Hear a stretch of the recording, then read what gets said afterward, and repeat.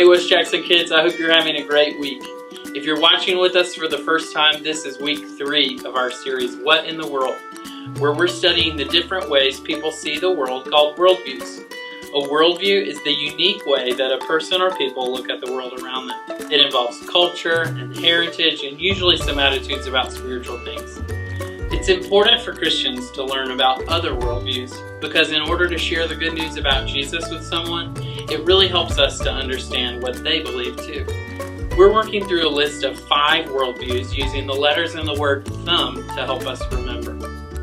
The first week, we talked about tribal worldviews, or the belief that spirits inhabit the people and things around us. Last week, Gabe taught us about the Hindu worldview, which centers around a belief in many gods and a desire to do good works just to earn a better position in the afterlife.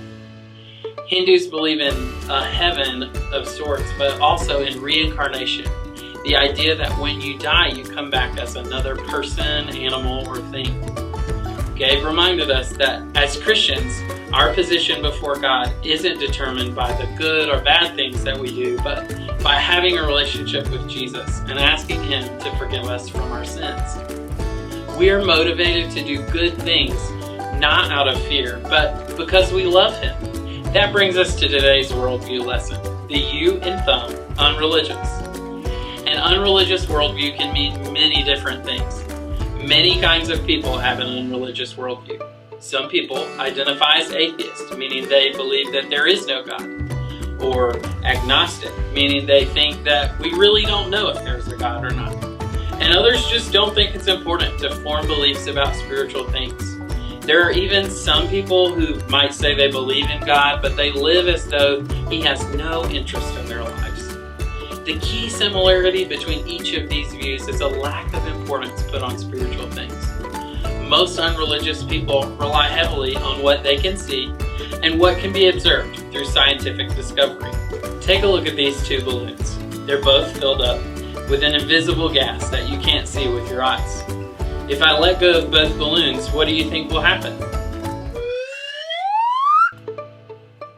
There's something at work inside the balloons that we can't see, but we know it's there.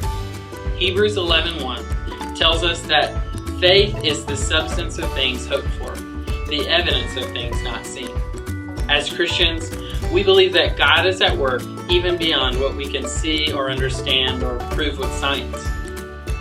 In Psalm 139, the psalmist writes, "You created my inmost being.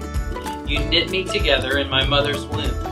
I will praise you because I am fearfully and wonderfully made. Your works are wonderful. I know that full well." We believe that God made the whole world, and that includes us. He loves us enough to care about the details of our lives.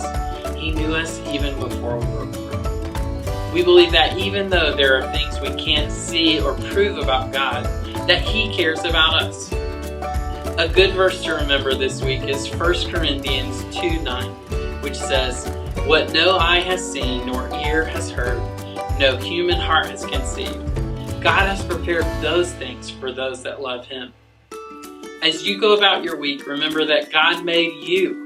He loves you and He has a good plan just for you.